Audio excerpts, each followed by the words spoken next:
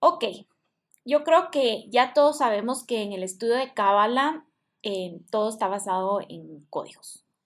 Y respecto al tema de los patriarcas bíblicos, pues esa no es la excepción. Creo que ya otras veces se los he comentado, que más allá de tratarse de historias bíblicas y personajes, la Cábala nos muestra descripciones a modo de narraciones históricas de aquello que podemos entender como descripciones de los diferentes estados de conciencia que nos conforman y que tarde o temprano experimentamos o activamos para poder integrar y alcanzar así la completitud de nuestro despertar. Dicho esto, me gustaría darle la bienvenida a una nueva entrega de Kabbalah Concepts, dedicando este mes a la exploración de los patriarcas y su relación con dichos estados de conciencia.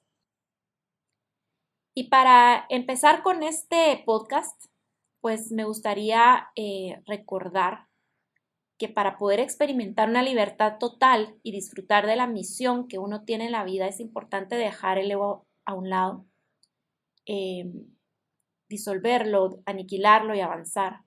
Bueno, quizá no aniquilarlo porque no podemos mientras tengamos un cuerpo físico, ¿verdad? Vamos a necesitar de él para, como sistema de supervivencia, la parte material, pero sí podemos integrarlo y así deshacernos de la parte que no nos permite avanzar y crecer y pues entrar en contacto con nuestra esencia, que es la lucha que tenemos aquí constantemente.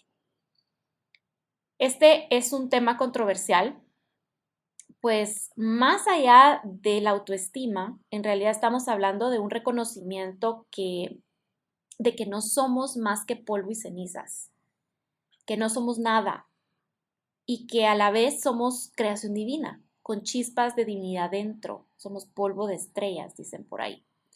Entonces somos nada y somos todo, somos poco y somos mucho. Eso solo nos deja al entendimiento de que en realidad lo somos todo. Y justo eso, para entender eso y poderlo integrar y poderlo procesar de una forma consciente, es que existe el estudio del árbol de la vida, que al final de cuentas, aunque no lo estudiáramos, lo experimentamos en todas sus facetas con la experiencia de la vida. Cada esfera del árbol podríamos representarla con un personaje o un arquetipo bíblico. Y así, por ejemplo, tenemos que en Jochma encontramos a Adán, en Binah a Eva, en Gesed a Abraham, en Geburah a Isaac, en Tiferet a Jacob, en Netzach a Aarón y Jod a Moisés o Moshe y Yesod a José, siendo quien cierra el proceso del árbol de la vida en Malhut con el rey David. Lo interesante de todos estos personajes que estoy segura que más de alguna vez lo han escuchado, si no son muy conocedores de las escrituras o de las historias que cuenta la Torá o la Biblia, creo que es de conocimiento universal, aunque sea saber un poquito de estos nombres, ¿verdad? Y si no es bien fácil acceder a su información. Pero todos estos personajes en realidad son representantes de estas esferas, pero no por ser perfectos en esas áreas, sino por sus desequilibrios, grandes desequilibrios en esas dimensiones. A diferencia del pensamiento cristiano o digamos religioso de alguna manera, no están allí estos señores y señoras por ser santos e inmaculados. Y eso creo que es lo que me encanta del estudio de la Cábala, porque nos permite ver la esencia de las cosas como son, desde un punto de vista mucho más real. Y de esa manera podemos entender la naturaleza humana. Entonces, todos estos personajes están allí nombrados en todas estas historias tan famosas e importantes, consideradas como el compendio del libro más sagrado de la humanidad. Están ahí porque muy lejos de ser perfectos y a pesar de sus desequilibrios, lograron la completitud. Nadie puede hablar en la Cábala de perfección como tal, sino de transformación. Todo ser humano es capaz de transformarse, o mejor dicho, siempre estamos ante el desarrollo de nuestro potencial. Siempre hay más, siempre hay un escalón más al cual podemos subir. Siempre podemos mejorarnos. Y si partimos de la base de que lo imperfecto constituye la realidad de esta existencia, pues tendremos la oportunidad de percibir todo lo que podemos mejorar. Imagínense todo lo que podemos mejorar y crecer en una semana, en un mes, en un año. Imagínense lo grandes que podemos llegar a ser si de verdad tomáramos la vida y la aprovecháramos. La cábala representa el método de comprensión para extraer nuestras potencialidades de manera constante. Y eso es algo fascinante y algo que al menos a mí me enamora. En otras palabras, entonces, estos personajes de los que les comento, los personajes bíblicos, se negaron a sí mismos, aniquilaron el yo y extrajeron su mejor potencial a pesar de sus errores. Y así, pues valientemente, si le podemos decir de esa manera, y después de haber cometido muchísimos errores, lograron la grandeza. Pero vamos paso a paso y empecemos esta serie de podcasts dedicados a explorar estos estados de conciencia que en definitiva habitan en cada uno de nosotros. Y para empezar, tenemos las historias de Adán y Jabá, o más comúnmente conocidos o habitualmente conocidos como Adán y Eva. Los primeros en ser creados. Eso es lo que nos cuenta la Biblia. Pero aclaremos que fueron los primeros en cuanto a la creación correspondiente a la versión del Adamus o el Adán primordial. Un prototipo que incluía la naturaleza de polaridad positiva y negativa o masculina y femenina integradas, mientras tuvo su estadía en el estado del Pardes o el paraíso, que no es más que el estado de conciencia integrado sin fragmentación.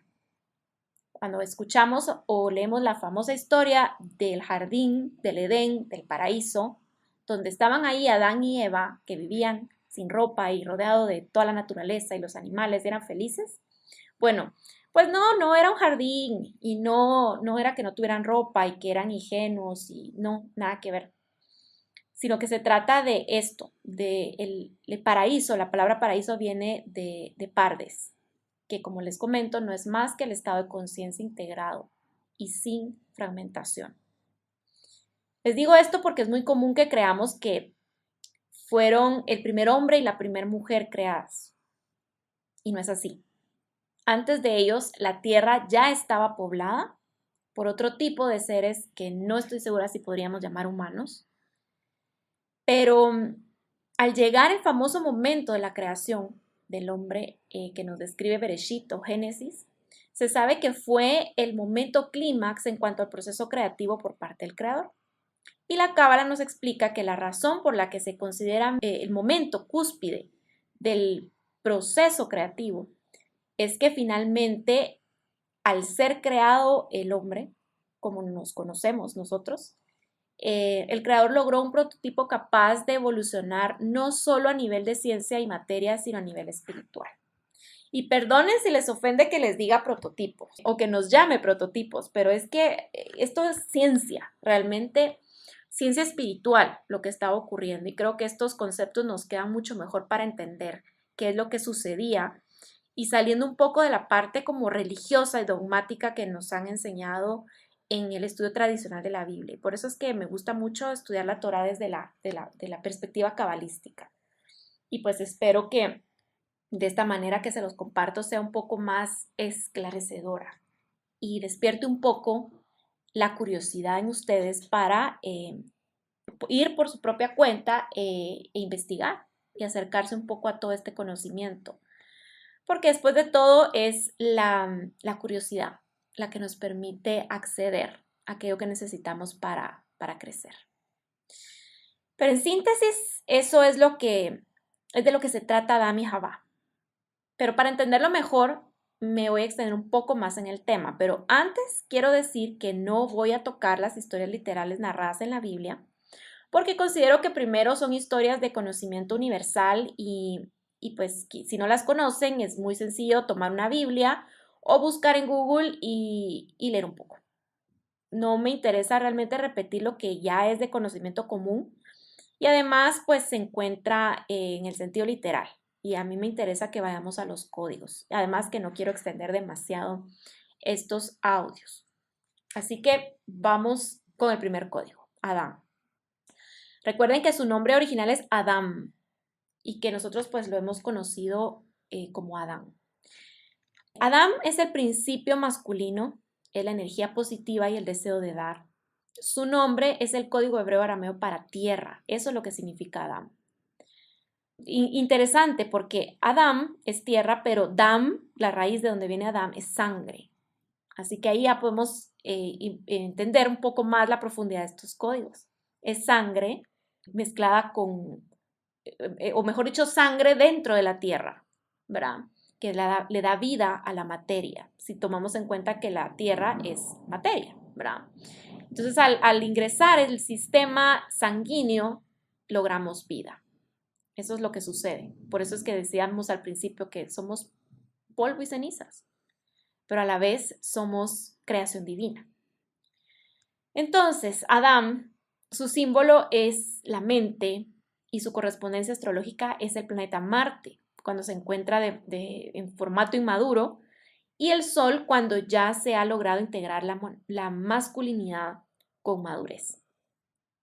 Cuando hablo de masculinidad, no crean que esto solamente le corresponde a los hombres. Por supuesto que si lo vemos desde la perspectiva astrológica, esto tiene que ver con la identificación de la masculinidad para los hombres, ¿verdad? Así como Venus y todos los arquetipos femeninos con lo femenino. Pero masculino y femenino al final son energías que habitan en nuestro interior, en unos con mayor cantidad, digámoslo así, de masculino y menos femenino o viceversa. Entonces, nos convertimos en el sol prácticamente cuando hemos logrado integrar esa masculinidad, cuando hemos madurado y tomado la energía positiva, que es lo que corresponde al masculino, e integrarlo y permitir que funcione como la naturaleza lo dicta, ¿verdad?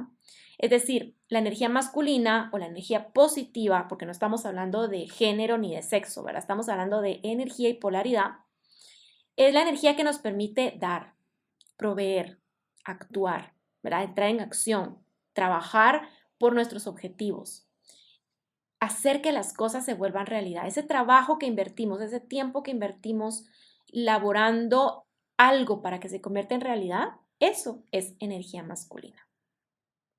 Entonces, dentro de los estados de conciencia o las esferas que representan estas dimensiones conscientes dentro del árbol de la vida, Adán corresponde a la esfera de Jochma en el árbol, ¿verdad? Es la primera esfera de la columna derecha, que se trata de la sabiduría. Eso es lo que significa Jochma, es decir, la fuente de donde emana la sabiduría y que en nuestro estado actual suele estar algo dormida, pero nada que con trabajo consciente no logre estimularse para despertar, ¿verdad? Eso sí, una vez despertemos el deseo de ser sabios, si no, de otra manera, pues no ocurre, ¿verdad? Todos somos Adán en realidad. Todos veníamos de él o venimos de él. Y por eso es que las historias narradas en la Biblia parecen el árbol genealógico de una familia. Pero Adán no es un solo hombre creado, como les digo, ¿verdad? Se trata de un estado de conciencia en nuestro interior que nos pone en contacto con el principio masculino o la polaridad positiva de la energía. Eso es sabiduría. Estamos hablando de un hombre universal, no un hombre físico encarnado, ¿verdad? Sino un hombre con los estados de conciencia integrados, un hombre completo, un hombre perfecto. Que pues bueno, ¿verdad? Como lo hemos platicado en el estudio de Génesis, todo lo que ocurrió para que sucediera la caída de conciencia desde el estado del Pardes hasta el mundo físico y pues así es como se dio origen a la humanidad en cuestiones de físico materia, o material, ¿verdad? Pero bueno, en cuanto al tema de Adán y Jabá original, digamos, estamos hablando de estados de conciencia que, como les digo, habitan en nuestro interior. Y del mismo modo, pues podemos hablar entonces de Jabá o de Eva, que corresponde al principio femenino o al aspecto pasivo de la polaridad negativa. Si Adán es la luz, Eva es la oscuridad. pero no desde el concepto de maldad, sino de la contraparte de la luz o la polaridad opuesta. Havá es el código hebreo-arameo que significa vida. Simboliza las emociones y el deseo de recibir o contener. Y es por eso que en Cábala nos referimos a la energía femenina como vasija, refiriéndonos al contenedor o la capacidad de contener. Pero ¿qué cosa es lo que se puede contener? Luz. A eso es a lo que nos referimos. La energía femenina tiene la capacidad de contener la luz y darle forma para luego manifestarla en cualquier cosa que queramos manifestar. Y es por eso que se dice que la mujer da a luz cuando tenemos un bebé. Pero no solamente sucede con bebés, sucede con cualquier cosa que queramos crear y manifestar. Y como les decía hace un momento, todos, hombres y mujeres, tenemos en nuestro interior energía positiva y negativa o masculina y femenina. Así que todos somos capaces de contener luz, de darle forma y de manifestar. La correspondencia astrológica para Havá es la luna, que es el mejor ejemplo que podemos dar de la capacidad de recibir luz de parte del sol y compartirla para iluminar la oscuridad. Ese es el potencial de la energía femenina. Eva corresponde al árbol de la vida, a la esfera de Binah, que es el principio femenino o el entendimiento. Y el entendimiento es lo que le da forma a la sabiduría, le da dirección y un sentido o un propósito. Prácticamente estamos diciendo aquí que la energía femenina o la oscuridad es la que le da un propósito a la luz, ¿verdad? Ambos se complementan, pues no podemos entender sin saber y no podemos ser sabios sin entender, así como la luz se complementa con la oscuridad. La oscuridad permite que la luz se perciba. ¿Me explico? Se complementan. Por eso les digo que el entendimiento es lo que le da forma a la sabiduría, le da dirección y le da un sentido o un propósito. Siempre pongo este ejemplo para entenderlo mejor, el famoso libro de cocina. Podemos haber leído todas las recetas y tenerlas en la memoria, al pie de la letra, pero no seremos chefs o cocineros hasta el momento de llevar a cabo en acción dichas recetas y experimentar el proceso. El proceso es el entendimiento, pues es la experiencia lo que nos permite entender las cosas realmente. Así que de eso se trata. Y en lo personal creo que estudiar las escrituras sabiendo y entendiendo esto nos permite un panorama muchísimo más amplio y profundo, obviamente, que nos conecta aún más con nuestra esencia. Así que con esto me despido y ahora ustedes pues ya saben un poco más al respecto, pero recuerden que la única forma de saberlo todo y entenderlo es sumergiéndose por completo en ello. Espero esta información les sea de utilidad y nos veamos la próxima semana para continuar explorando los estados de conciencia en relación a los personajes bíblicos en una entrega más de conceptos de Cábala.